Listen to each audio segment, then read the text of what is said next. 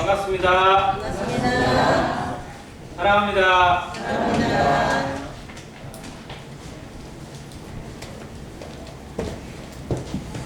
6월 첫 주입니다. 벌써 2020년도 절반을 향해 가고 있음을 보게 되면서 코로나와 함께 어디까지 왔는지 얼마나 흘러갈지 하는 의미가 듭니다. 오늘부로 해서 전 세계 코로나 확진자 숫자가 약 700만 명이 됐습니다. 요즘은 그냥 하루에 10만 명 늘어나는 건 일도 아닌 것 같아요. 우리나라도 걱정이지만 정말로 전 세계가 걱정입니다. 그런 숫자에 너무 이제 노이로제 거리다 보니까 수가 100만이든 뭐 10만이든 별로 감각이 없어요. 아, 또 그런가 보다 이런 생각이 들기도 하고, 근데 정말 문제는 끝을 알 수 없는, 백신이 나오고 치료제가 완전히 개발될 때까지는 인류가 계속 시달려야만 할 거라는 그런 전문가들의 예측을 들으면서 그렇게 똑똑하고 그렇게 지혜롭고 그렇게 대단한 것 같은 인간, 뭔가 혼자 힘으로도 다 할 수 있을 것 같고 우주도 정복할 것 같고 못할 게 없을 것 같처럼 떠돌리던 그 인간들의 모습이 실체가 낱낱이 드러나는 민낯을 보게 됩니다. 선진국들의 민낯도 보게 되고 얼마나 이기적이고 얼마나 추악한지 그런 실상도 또한 보게 됩니다. 어떤 상황이 오게 되면, 정말 어려움이 오게 되면 정말 사람의 실체가 더욱 드러나는 것 같습니다. 지구의 실체가 드러나고 또 인생의 실체가 드러나고 하나님께서 그것을 보여주시는 또 그 나름대로 뜻이 있다고 믿어집니다. 마지막 때를 향한 경고일 뿐만 아니라 인간들 스스로도 스스로를 보게 하는, 또 자각하고 스스로를 돌아보게 하는 기회를 주시는 것이 아닌가 생각이 되었습니다. 뭔가 할 것처럼 생각했고 그동안에 많은 것을 이룬 것 같고 모든 것을 쌓아 올린 것 같지만 실상 그게 다 바벨탑이었다는 거, 하나님이 흩으시면, 하나님이 손을 대시면 아무것도 아니라는 사실을 인생은 깨달아야 합니다. 들어야 합니다. 그리고 그 앞에 온전히 돌아와야 합니다. 돌아오는 성도들은 또 그 앞에서 어떻게 살아왔는지 자신을 돌아보고 정말 남은 인생을 하나님이 허락하시는 기회를 어떻게 활용하고 있는지, 사용하고 있는지, 드리고 있는지, 하나님께 예배하고 있는지를 점검하는 한 시간이 되기를 간절히 바랍니다. 그런 의미 오늘 시편 90편 말씀을 보겠습니다. 시편 90편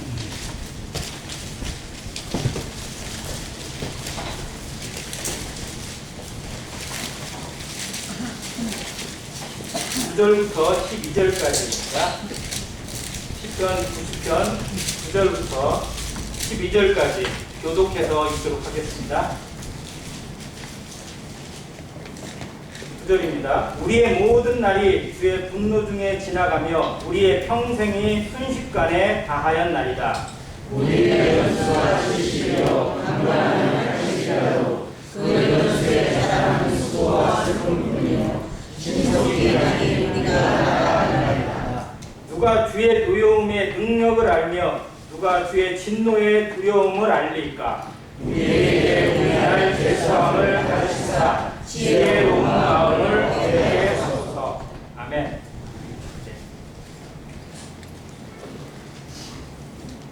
시편 90편이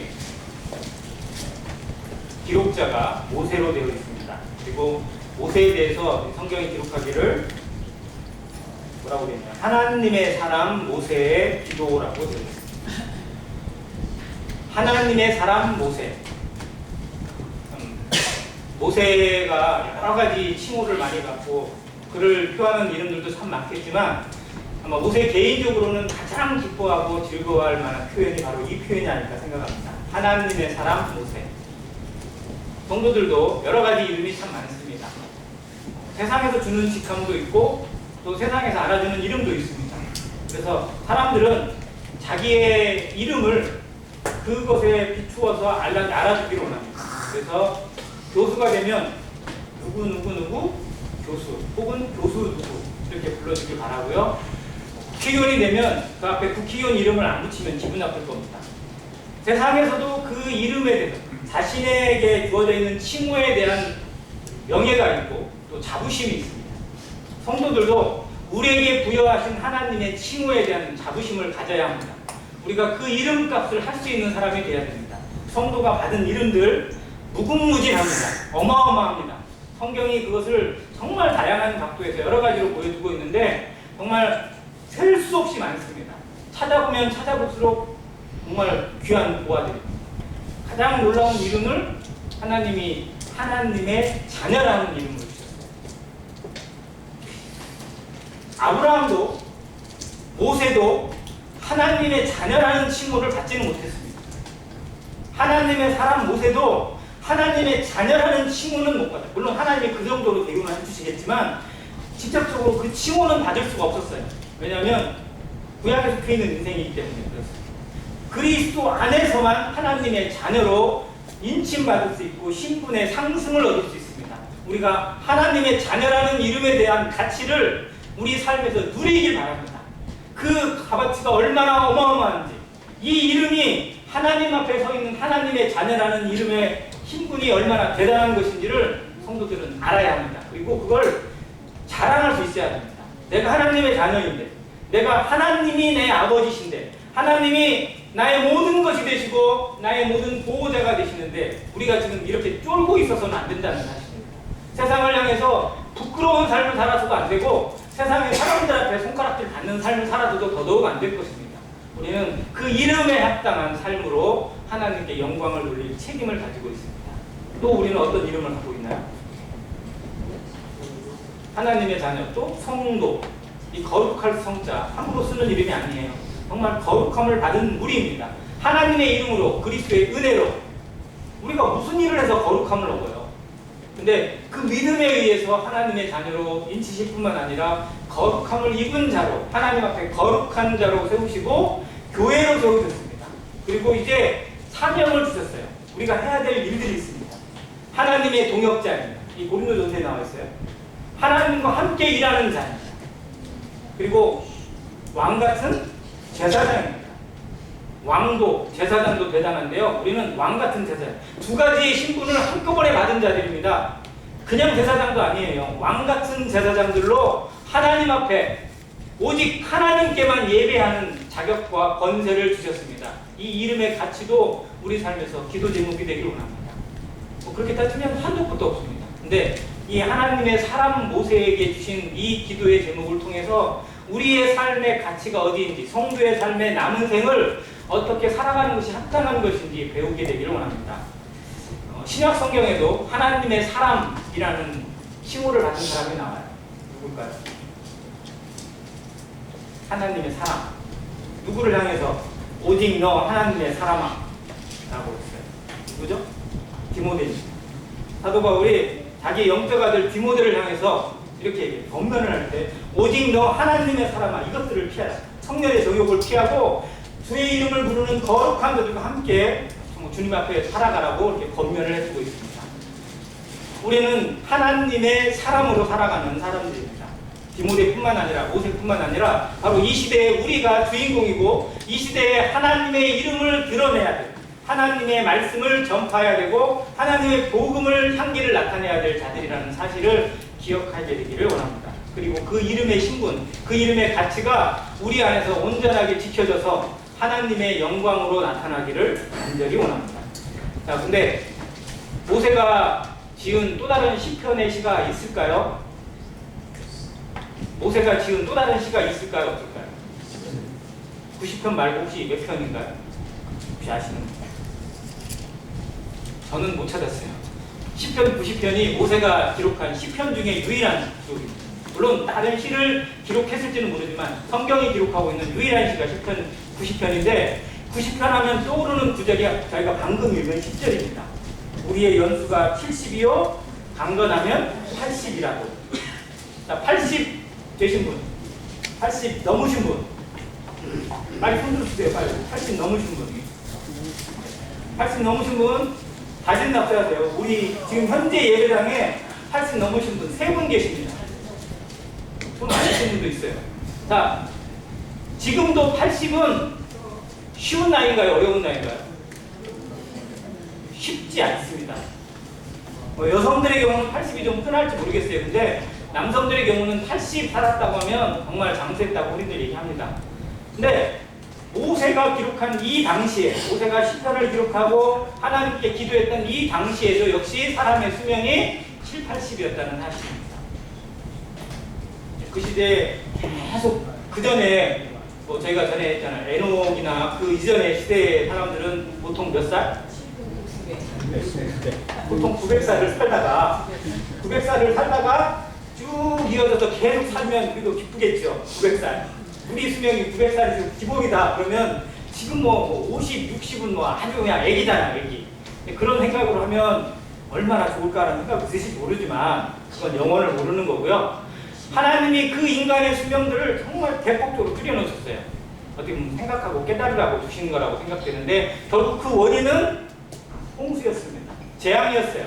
이 땅에 물이 쏟아지고 세상을 보호하던 모든 보호막이 사라지면서 하나님께서 인간에게 주셨던 그 수명도 결국은 줄어들었어요. 그래서 모세 때, 그렇게 따져보면 모세 때까지 한 1000년 정도 채 안 되는데 그 기간 안에 수명이 7, 80으로 줄었다는 사실이 얼마나 크다는. 지금은 사람들이 의학의 발전으로 100살은 기본으로 살 수 있다고 얘기하는데 가봐야 되죠. 실제로 얼마나 할지. 하나님이 꺾으시면 아무것도 아니라는 사실을 보는데 모세가 있던 당시에 평균 수명이 7, 80이었다면 강건하면 80이라고 부르던 그 시대에 모세는 몇 살 살았죠?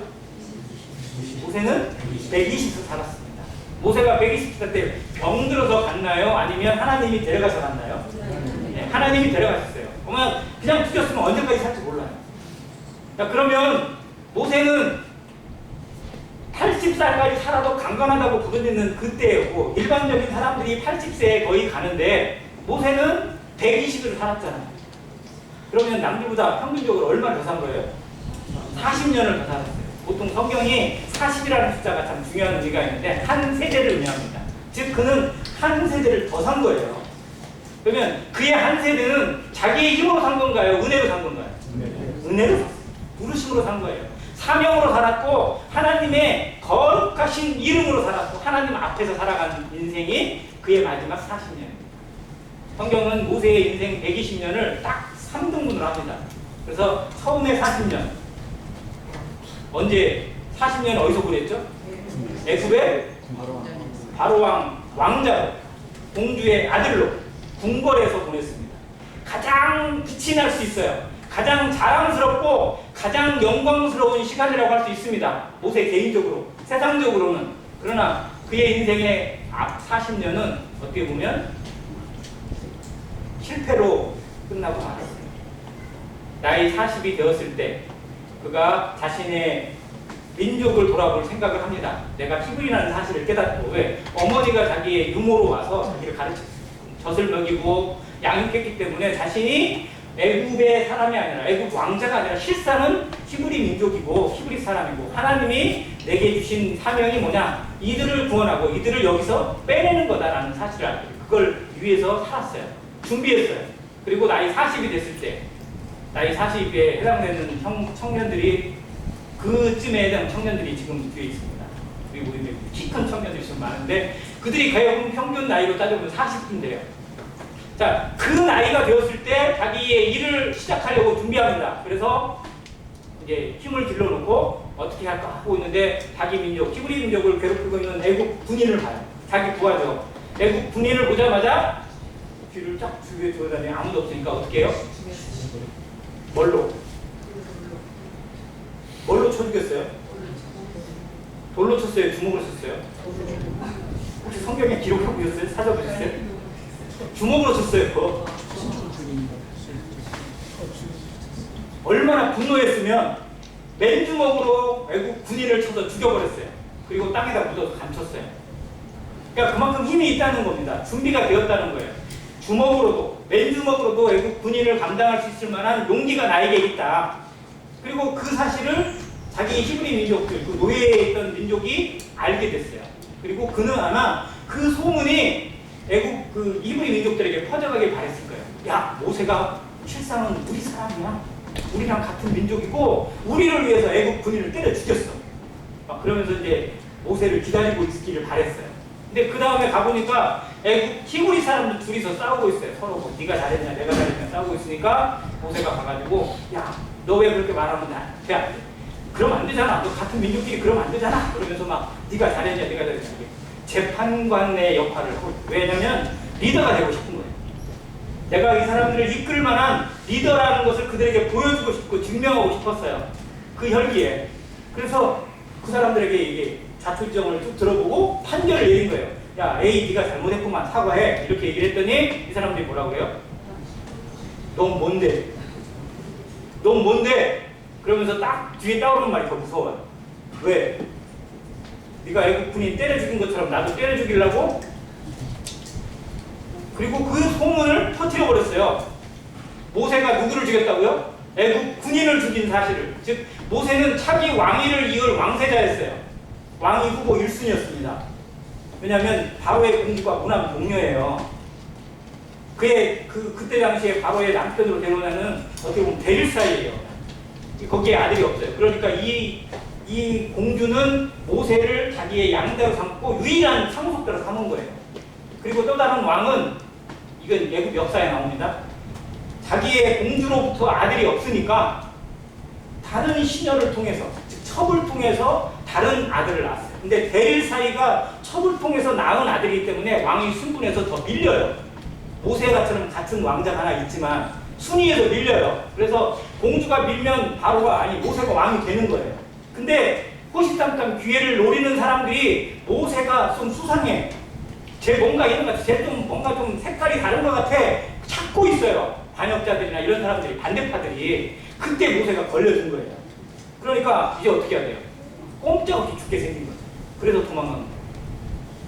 공주가 보호해줄 수가 없는 위치가 됐어요. 왜? 반대자들이 얘는 반역자다 이거예요. 애굽의 군인을 때려 죽이고 애굽의 쿠데타를 일으킨 사람이고 히브리 사람이다. 이런 사람이 어떻게 왕이 되냐? 안 된다 해가지고 죽을 수밖에 없는 지경에 이르게 돼서 도망간 거예요. 자, 그래서 반대가 미디안 광야였어요. 그 광야에서 몇 년? 40년을 보냅니다. 40년을 꼭박 채우게 했어요. 하나님이 채우셨어요. 그는 모세는 광야에 가서 망명 생활을 하고 피신 생활을 하면서 40년 동안 거주해야지라는 계획을 세운 적이 없어요. 잠깐 피한 거예요. 왜? 지금 있으면 죽으니까. 여기도 못 끼고 저기도 못 끼니까 어쩔 수 없이 도망갔지만 바로 회복해서 갈 생각했을 거예요. 그러나 그의 시간이 점점 길어지고 꼼짝도 못하는 시간이 40년이 채워졌어요. 하나님이 그를 40년 동안 뭐 하면서? 양을 치면서 목동의 일을 그렇게 애국에서 잘 나가던 왕자가 이제 양 치면서 사람도 없는 그 허벌판 들판에서 양들을 먹이고 풀을 찾아다니면서 그런 모습으로 살게 하셨어요. 아마 그러면서 모세는 모든 것에 대한 희망과 기대를 다 접었을 겁니다. 내 인생은 이렇게 끝나는 거예요. 이게 마지막이구나. 그리고 그의 40년이 찼을 때 80대가 되었어요. 저는 아마 이 시를 그때쯤에 부르지 않았을까 하는 생각도 들어요. 왜? 80이 되었으면 이제 나는 강건해도 가는 나이.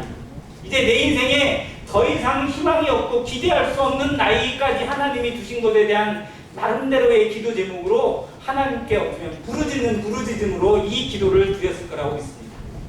자, 그런데 그때 하나님이 그를 부르세요. 40세 때 혈기 왕성할 때는 놔주셨다가 80세에 모든 것을 꺾고 희망이 없고 기대를 꺾고 나니까 그때서야 부르셔서 이제 가라는 거예요. 애굽으로 가라는 거예요. 애굽에 가서 네가 기도했던 그 일을 하라는 겁니다. 내가 원하는 하나님의 일을 하라는 겁니다. 네 힘으로 하는 것이 아니라 하나님이 공급하시는 힘으로 하라는 겁니다. 그래서 나는 입이 둔한 자입니다. 나는 힘이 없는 자입니다. 나는 아무것도 아닙니다. 라고 변명하고 만류하는 모세를 향해서 때로는 책망하시고 때로는 위로하면서까지 그를 보냈습니다. 그렇게 해서 모세의 마지막 40년이 주어지게 됐습니다. 자, 그러면 한번 생각해 볼게요. 모세가 마지막 40년이 없이 80세에 마감됐다면 성경에 기록이 됐을까요? 안 됐을까요? 이스라엘 역사는 어떻게 됐을까요? 아마 이스라엘의 역사는 모르겠어요. 왜? 하나님이 모세가 아니라도 다른 사람을 통해서도 얼마든지 출애굽을 시킬 수 있을 거고 그렇게 하실 거니까. 그러나 적어도 모세라는 사람은 성경에 기록이 안 됐을 겁니다. 그냥 그의 인생은 한낱 미디안의 목자로 목동으로 그냥 인생이 마감됐을 거예요. 그러나 하나님은 그의 인생이 그렇게 마감되도록 두지 아니하시고 하나님의 사람 모세로 하나님의 이름값을 하는, 하나님 앞에 그 이름의 가치를 하는 사람, 모세라는 이름이 건져내다라는 뜻이에요. 그러니까 그가 물에서 건져졌기 때문에 모세라고 불렀는데 실상은 그의 사명입니다. 그가 이스라엘을, 자기 민족을 그 죽음의 땅에서, 그 형벌의 땅에서, 죽음의 그 애굽에서 건져내야 될 사명을 가지고 있었기 때문에 모세라는 이름을 주신 거거든요. 그 이름값을 다시 하셨어요.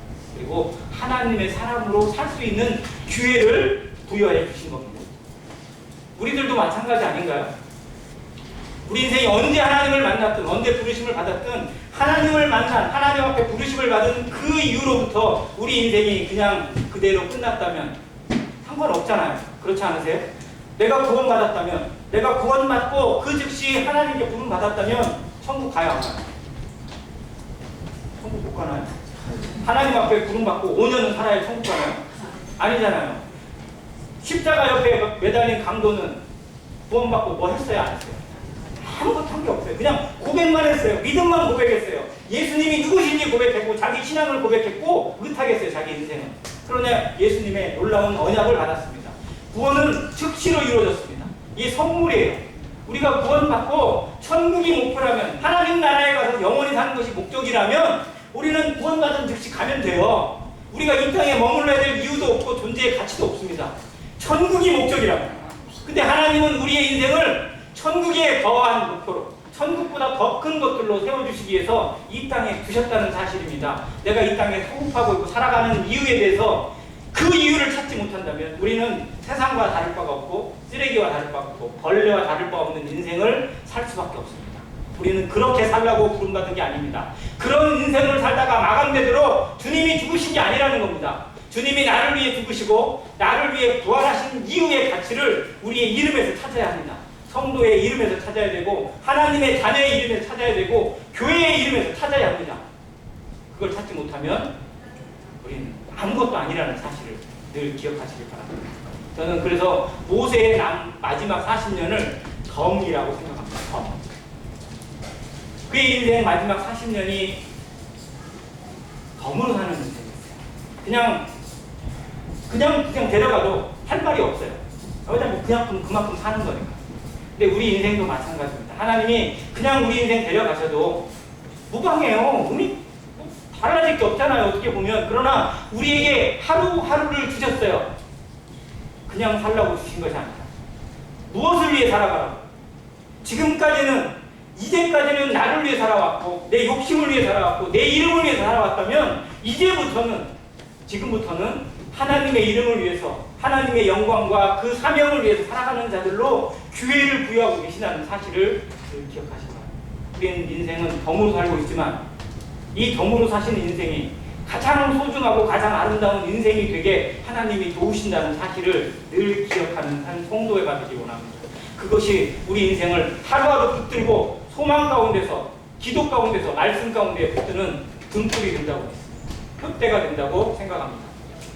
이걸 놓치는 성도는 그날에 가서 하나님 앞에 부르심을 받는 그날, 그곳에서 가장 부끄러운 이름으로 하나님께 부름받을 것이라 했습니다. 구원받고 1년도 안 돼서, 몇 달도 안 돼서 주님 나라에 가는 성도들도 많습니다. 아니, 죽음의 바로 그 침상에서 복음을 듣고 깨닫고 구원받는 성도들도 의외로 많습니다. 왜냐하면 전도자들이 그런 사람을 더 찾아가요. 우리 아버님이 병들었는데, 지금 암에 걸렸는데, 지금 그냥 기력도 없고 정말 언제 가실지 모르겠는데 복음을 좀 들려달라고 요청하는 사람들이 많기 때문에 그런 분들 중에 깨닫고, 물론 다 깨닫는 건 아닙니다.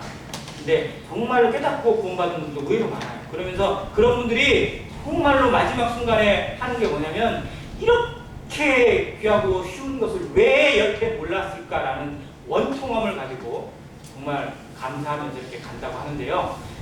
근데 한번 생각해 보세요. 그렇게 아무것도 없으면 한 게 없어요. 주님의 나라를 위해서 드린 것도 없고 희생한 것도 없고 봉사한 것도 없고 뭐 어디에 찾아가서 뭔 선교한 것도 없고 뭐 한 것도 전혀 없는 성도. 그런데 한 40년, 50년을 구원받고 쭉 살아왔어요. 그러면 상급의 차이가 어마어마해야 되잖아요. 그렇지 않은가요?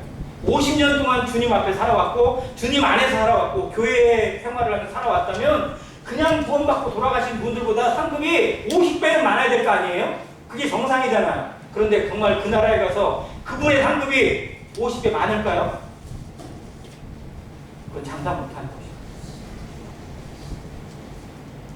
우리가 구원받은 연수를 한번 계산해 보세요. 주님 앞에 돌아온 연수를 생각하시기 바랍니다. 그 인생이 하나님 앞에 상급으로 표대를 향해서 걸어가는 발걸음으로 돌아왔는지 아니면 오히려 많은 상급들을 깎아먹고 살아온 인생은 아닌지 우리 냉정하게 정직하게 하나님 앞에 돌아보시길 바랍니다. 하나님이 은혜로 주시고 채워주신 이 구원받은 성도의 삶을 우리는 얼마나 헛되이 보내고 있는 것은 아닌지 두려움 가운데서 우리 자신을 살피라 합니다. 그래서 두렵고 떨림으로 너희 구원을 이루러 가신 거예요. 성화의 삶입니다. 하나님 앞에서 어떠한 삶을 살아왔는지를 매일매일 점검하는 성도. 그래서 자백하고 다시 깨닫고 성령을 회복하고 말씀을 회복하고 기도를 회복하는 성도가 되지 못하면 우리는 오히려 그 세월이 더 아까워지는, 차라리 그때 구원받은 즉시 하나님 나라에 가는 것이 차라리 나을 뻔한 사람이 될 수 있다는 거예요. 우리에게 주신 기회를 헛되이 낭비하고 자기의 세상의 것들로 채워가는 그런 어리석음이 되지 않기를 간절히 기도하게 됩니다. 모세의 인생 40년을 생각하면서 여러 사람들이 한번 생각이 났어요. 성경에 있는 인물 가운데 그의 연수와 관계없이 성경에 기록들이 있어요.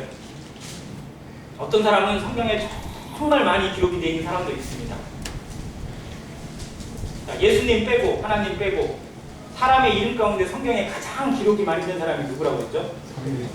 다윗이에요. 다윗의 이름이 1000번쯤 기록됐어요. 1000번. 신구약에 다 있으니까요. 근데 어떤 사람은 1000번을 기록해 놓으셨어요. 근데 어떤 사람은 그 이름이 딱 한 번 기록된 사람도 있을까요? 없을까요? 자, 그러면 100번 이상 기록된 사람이 많을까요? 한 번만 기록된 사람이 많을까요? 한 번만 기록된 사람이 훨씬 많습니다. 자, 그런데 그 한 번의 기록이 과연 어떻게 기록이 되어 있느냐, 이게 중요한 거 아닌가요? 자, 하나님께서 우리의 인생을 한 줄로 기록을 하세요. 한 줄로. 예를 들어서 우리도 그런 평가할 때 있잖아요. 대통령에 대한 평가를 합니다. 자, 이승만 딱 하면 뒤에 뭐 찢어지는 문구가 있을 거 아니에요. 근데 그 문구가 과연 어떠냐에서 되게 중요하잖아요. 박근혜 해놓고 뒤에 나오는 글자가 어떤 거냐, 이것이 되게 중요하거든요. 우리 인생도 하나님 앞에서 그런 평가를 받습니다. 근데 여러 가지 것들로 주시겠지만 단 한 줄로 한마디로 우리의 인생을 하나님이 평가하신다면 뭐라고 평가를 받고 싶으세요? 어떠한 이름의 평가가 내 이름 뒤에 하나님께서 평가해 주시기 원하십니까? 그 본보기를 제가 하나 드리겠습니다. 역대하에 나와 있는 이름인데요. 시그리의 아들 아마시아라는 사람이 있습니다. 여호사밧 왕 당시에 군대 장관이었어요. 약 20만 명의 자기 군조를 거느리고 있는 군대 장관이니까 20만 명이면 형님들 보통 연단급 아니 군단급 되나요? 20만이면? 우리나라로 따지면 군단도 넘잖아요. 그죠? 어마어마한 군인을 거느리고 있어요. 근데 중요한 건 그 사람이 20만을 거느리는 군대 장관이 중요한 게 아니고 성경이 그를 뭐라고 평가했냐면, 따라해 주세요. 그는 자신을 여호와께 즐거이 드린 자라. 이렇게 평가를 해주고 있어요. 성경. 그 다음은 시그리 아들 아마시아니 저는 자기를 여호와께 즐거이 드린 자라. 정말 제가 부러워하는 표현입니다. 한 줄밖에 없어요. 그 줄밖에. 시그리 아들 아마시아의 또 다른 기록이 없어요. 한 번밖에 안 나옵니다. 그런데 가장 아름다운 표현을 하나님이 그의 이름에 부여해 주시고 있더라고요. 자기를 즐거이 여호와께 드린 자. 정말 그는 어떤 태도로 살아갔을까요? 어떤 마음의 자세로 어떻게 하나님을 향해 살아갔길래 하나님께서 그의 이름을 이렇게 빛내주시고 계시는지. 성경의 역사를 통해서 정말 가장 짧지만 가장 아름다운 이름의 가치가 이 시그리 아들 아마시아에게 있습니다. 이 아마시아라는 이름의 뜻이 여호와께서 맡으셨다라는 뜻이래요. 하나님이 맡으신 사람, 하나님이 품으신 사람, 그 이름이 정말 아름답습니다. 하나님이 품어주신 사람이에요. 그러면 우리의 이름을 한번 생각해보세요. 우리의 그리스도인, 하나님의 자녀, 왕같은 제사장의 이름은 하나님이 품으신 사람 이상인가요? 이하인가요? 우리의 이름은 아마시아 이상이에요? 이하예요? 이하로 느껴지세요? 저는 훨씬 이상이라고 생각합니다. 왜? 하나님이 직접 몸 바쳐서, 생명 바쳐서 구한 사람이에요. 하나님이 품어준 정도가 아니고요. 하나님이 자기 생명을 바꾼 사람이에요. 그게 성도입니다. 그게 교회예요. 그게 납니다.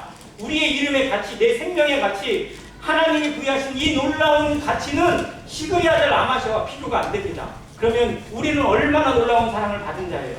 근데 그 이름의 가치가 하나님 앞에 합당한 예배와 합당한 헌신과 놀라운 희생과 사랑으로 드려지고 있다면 합당한 이름이 되고 합당한 예배가 되겠지만, 세상으로 섞여 있고 세상과 결탁되어져서 그럭저럭 청만 내고 위선의 모습으로 흉내만 내고 변명하고 살아가는 성도라면 정말 하나님의 이름을 부끄럽게 만든다는 거죠. 시그리 아들 아마시아라는 이름을 생각하면서 정말 하나님 앞에서 가치 있는 인생은 긴 인생도 아니고요, 많은 것을 누리는 인생도 아닙니다. 하나님 앞에 어떤 태도냐요. 하나님 앞에 살아가는 태도가, 성도를 대하는 태도가, 세상 사람들을 대하는 태도와 인격이 어떠냐에 따라 달려있다고 믿습니다. 이 삶을 배우게 되기 원하고, 이 또 하나의 인생이 있는데요, 에녹이 있습니다. 에녹. 에녹은 누구의 아버지죠? 에녹의 아들. 성경 퀴즈 하는 건 아닌데요, 에녹의 아들 아셔야 됩니다. 에녹의 아들 꼭 무드셀라예요. 세상에서 가장 오래 산 사람 무드셀라가 바로 누구의 아들이라고요? 에녹의 아들입니다. 자, 그러면 그때 당시에 남들 전부 다 900년 살던 그 당시에 에녹은 몇 살 살았죠? 365세를 살았어요. 그러니까 65세에 무드셀라를 낳고 몇 년간 동행했다고요? 300년간 동행했어요. 더 살 수도 있고 더 살아도 아무 문제가 없는데 하나님이 그를 데려가셨어요. 산채로. 억울할까요? 기쁠까요? 억울할까요? 남들 다 있는데 내 아들도 살아있고 다 살았는데 왜 나만 데려가세요? 이렇게 얘기했을까요? 아니에요. 그는 하나님과 동행하는 즐거움을 알았기 때문에 하나님과 가장 붙어서 사는 그 삶에 대한 지금도 기쁨을 가지고 있을 겁니다. 이 땅에 오래 살고 싶으세요? 정말 이 땅에서 100년, 120년 살고 싶으세요? 그게 우리의 소망과 기도에 대해서는 안 된다는 것입니다. 우리는 이 땅에 주어지는 모든 시간들을 통해서 단 하루를 살아도 하나님과 동행하는 삶, 하나님을 드러내고 하나님의 영광이 나타나는 삶을 살 수만 있다면 하루도 족합니다. 아멘? 네. 그 삶의 태도를 에녹에게서 배우게 되기 원합니다. 에녹은 365세를 살았지만 그의 인생에 중요한 전환점이 있어요. 그게 언제였어요? 바로 65세입니다. 65세. 그가 그전에도 하나님을 모르던 인생은 아니에요. 왜? 좋은 아버지 밑에서 하나님에게 들어왔으니까. 근데 65세에 누구를 낳았다고요? 무드셀라를 낳고 하나님과 동행을 시작합니다. 자, 그러면 에녹이 다른 아들을 낳았을까요? 안 낳았을까요? 다른 무드셀라 말고 다른 아들들이나 자식들을 낳았을까요? 안 낳았을까요? 네, 어마어마하게 낳았을 거예요. 그때 계속 자식들을 낳고 계속 나오니까. 자, 근데 성경은 무드셀라만 기록해주고 있어요. 그가 낳은 아들들이 많지만 그의 인생에서 가장 핵심적인 이름만 하나님이 기록해 주십니다. 우리가 세상에서 여러 가지 것을 얻을 수 있어요. 여러 가지 것도 할 수 있습니다. 많은 일을 할 수도 있어요. 그러나 하나님이 기억하시고 하나님이 받으시는 건 한 가지만 있을 수도 있고 없을 수도 있습니다.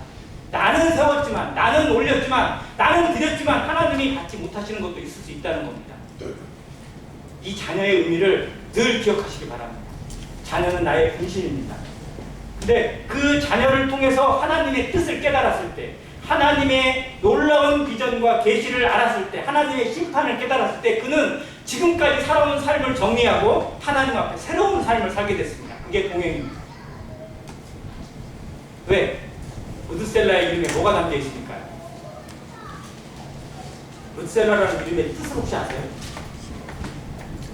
아들 이름을 무드셀라라고 지었긴 했는데 그건 하나님이 주신 이름입니다. 그가 죽으면 쏟아진다는 이름이에요.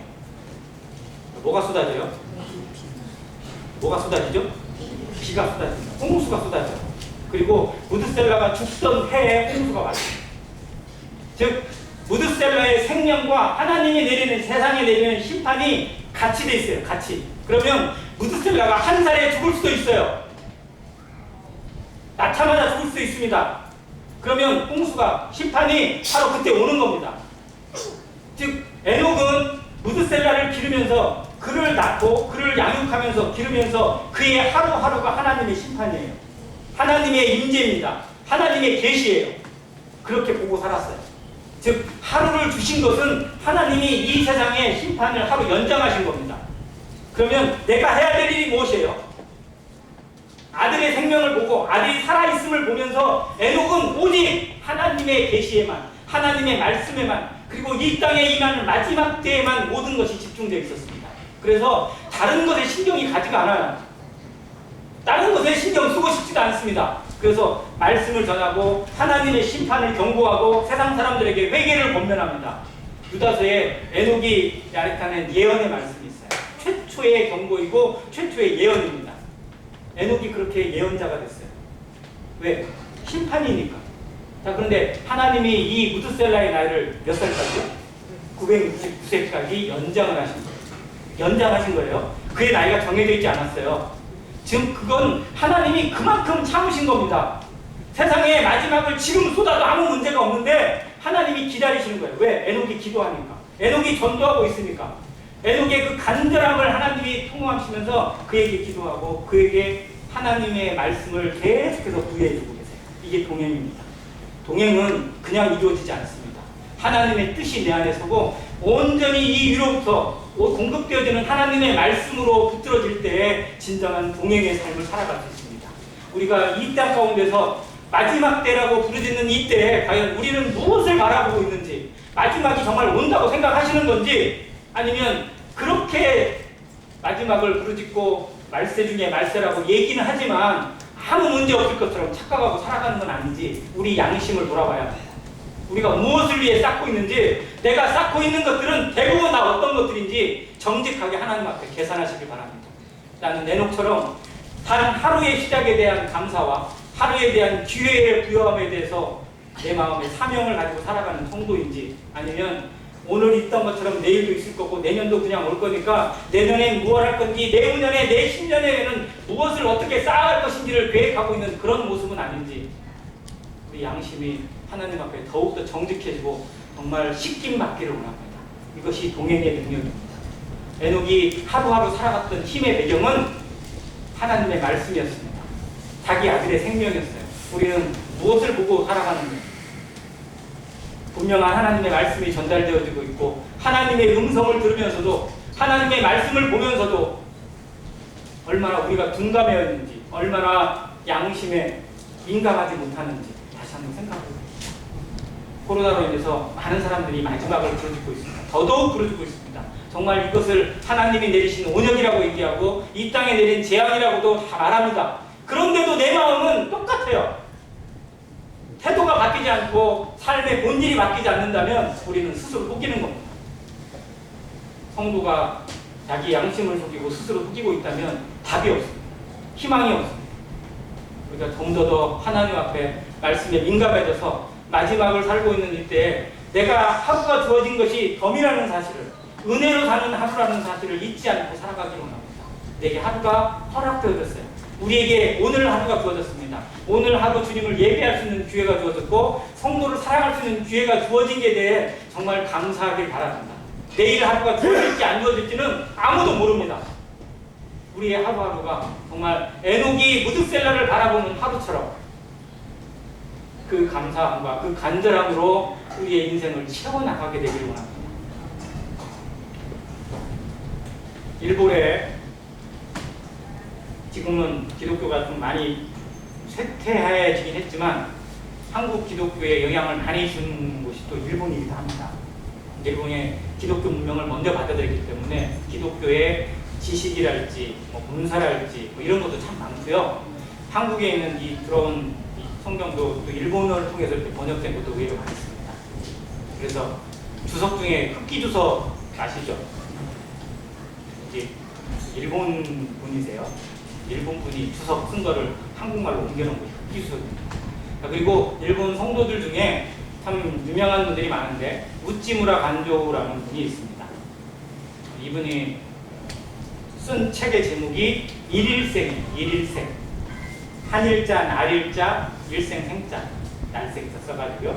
하루의 인생이라는, 하루살이 인생이에요. 하루살이. 그는 어떤 사명으로 살아갔냐면요, 오늘 하루가 마지막이다라는 마음으로 살아갔어요. 오늘이 마지막 날. 오늘이 주님이 내게 허락하시는 마지막 날이다라는 마음으로 하루를 시작했고 마감했다고 합니다. 또 하루가 주어지면 그것이 또 기회였고 또 감사였어요. 그렇게 살다 가신 분입니다. 물론 우리가 다 그렇게 살아갈 수는 없지만 적어도 그 정신을 배워야 합니다. 모세에게 주신 이 말씀을 통해서 우리 인생이 70, 80, 100년을 살아도요, 이 땅에서 저질 건 수고와 슬픔뿐이고 정말 헛되이 날아가는 겁니다. 다 날려가는 거예요. 먼지에 불과합니다. 아무것도 아니에요. 근데 정말 우리는 무엇에 내 인생을 걸고 있는지, 내 운명을 걸고 있는 것인지 한번 생각해 보시길 바라고, 정말 영혼의 가치, 생명의 가치, 복음의 가치, 그리고 예배의 가치가 적어도 이 안행교회 성도들의 삶에서 각인되기를 원합니다. 말씀이 손바닥에 새기고 이마에 새기고 마음판에 새기라고 하셨는데, 그래서 이스라엘 백성들은요, 이스라엘 사람들은 진짜 손에다 글로 새기면 돼요, 안 돼요? 여기다가 막 성경을 쓴다고 새기면 안 되잖아요. 그래서 어떻게 해요? 여기에다가 성경의 말씀을 쓴 거를 이렇게 차고 다녀요. 여기 손목에다가요. 차고 다녀요. 그리고 여기 이마에도 어떻게 해요? 성경 문구를 집어넣은 거를 여기다 딱 넣어가지고 이마에 차고 다녀요. 진짜 그 말씀 그대로. 그리고 자기 지붕, 자기 대문 옆에다 항상 말씀을 넣어놓는 구절을 요만큼 봉에다 넣어가지고 새겨가지고 대문 옆에다 꽂잖아요. 그리고 수시로 바꿔요, 그걸. 그렇게 하고 살아가요. 말씀 그대로 산다고. 우리도 그렇게 살 수는 없지만 적어도 그 정신을 배우게 되기 원합니다. 말씀이 내 인생의 중심이 되어지고 말씀이 얘기하시는 그 가치가 내 인생에서 지켜지는 성도. 그래서 오늘 하루가 그냥 헛되이 길어지는 그런 삶이 아니기를 간절히 바랍니다. 가시곡이라는 책 혹시 읽어보신 분 계신가요? 그 아버지의 마음이 참 잘 담겨 있어서 많이 울었는데요. 그 가시고기의 책에 일부에 그런 내용이 있어요. 화장실에 벽에 쓰여져 있다고 그러는데 뭐라고 돼 있죠? 당신이 헛되이 산 오늘은 뭐라고 돼 있어요? 어제 죽어간 사람이 그토록 살기를 원했던 내일이라고 써 있어요. 우리도 참 마음이 새기기를 원합니다. 우리가 하루 그냥 쉽게 보낼 수 있습니다. 아무것도 안 하고 그냥 무의미하게 보낼 수도 있어요. 그러나 우리가 헛되이 보낸 이 하루가 어떤 사람에게는 정말 목숨보다도 간절한 한 시간일 수도 있습니다. 하나님께서는요, 이 하루를 위해서 지금도 졸지도 않고 주무지도 않고 인생의 모든 우주 만물을 붙잡고 계세요. 우리에게 하루를 주시기 위해서 저 성도들이, 안행교회 성도들이 보다 더 가치 있고 보다 더 의미 있는 하루를 살아가게 하기 위해서 기회를 주고 계신다는 사실, 바로 나를 위해서 하나님이 이 하루를 주셨다는 사실을 늘 기억하고 살아가게 되기를 간절히 바랍니다. 감사합니다.